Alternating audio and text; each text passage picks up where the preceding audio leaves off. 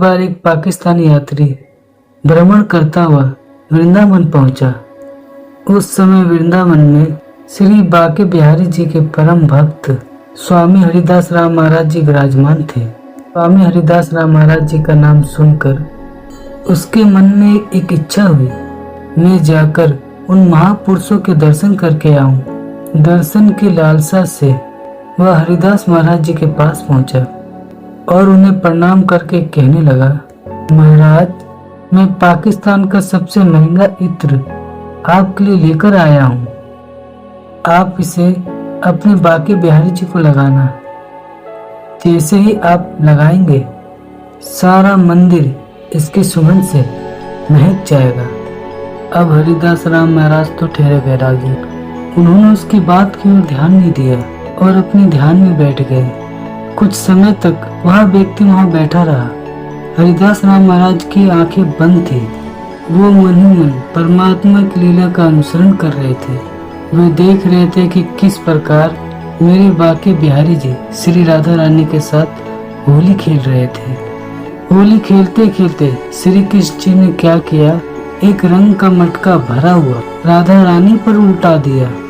अब राधा रानी विचार करने लगी, मुझे भी भगवान श्री कृष्ण के ऊपर रंग डालना है।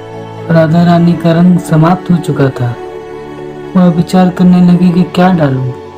इतने में श्री हरिदास जी ने इत्र की शीशी उठाकर राधा रानी को दे दी।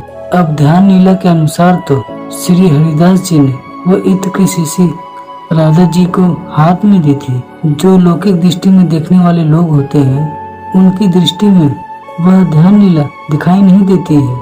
उस व्यक्ति को ऐसा प्रतीत हुआ कि श्री हरिदास जी ने मेरे महंगे से महंगे इत्र की शीशी को जमीन की रेत में उल्टा दिया है।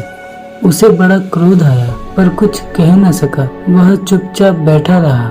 वह विचार करने लगा, मैं कितना महंगा इत्र लेके आया था श्री बांके बिहारी के लिए, पर इस संत ने तो अज्ञानतावश इसे रेत में डाल दिया है। थोड़ी देर बाद श्री राधा रानी ने उस इत्र को कृष्ण के ऊपर डाल दिया। इतने में हरिदास महाराज के नेत्र खुले। उन्हें देखकर वह व्यक्ति थोड़ा क्रोधित हुआ पर कुछ कह न सका। तब स्वामी हरिदास जी कहने लगे, अरे जा रहे हो, जाते जाते श्री बांके बिहारी जी के दर्शन करते जाना, तुम्हें बड़ा आनंद आएगा।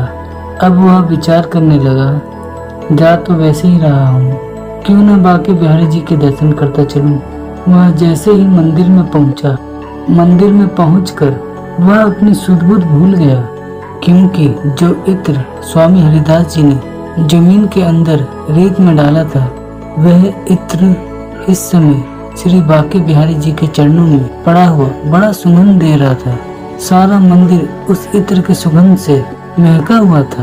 मंदिर में जाने के पश्चात उस व्यक्ति को ज्ञात हुआ, श्री हरिदास जी ने जो रेत में इत्र डाला था, वह रेत में नहीं अपितु भगवान के श्री चरणों में डाला था। उसे अपने अज्ञान का एहसास हुआ।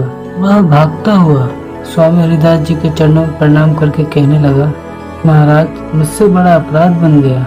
मैंने आप पर यह विश्वास किया है, मुझे अपनी शरण में रखो। मुझे भी ऐसा दान दो कि मैं भी ध्यान में परमात्मा की उस लीला का अनुसरण कर सकूं।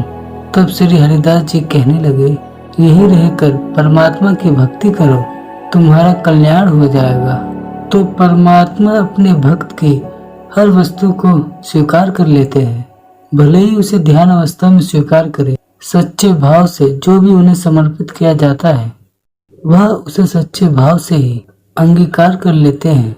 ऐसे भक्त वत्सल भगवान श्री बांके बिहारी जी के चरणों में हमारा बारंबार प्रणाम है, प्रणाम है, प्रणाम है। तो कमेंट में जय श्री कृष्ण लिखना ना भूले।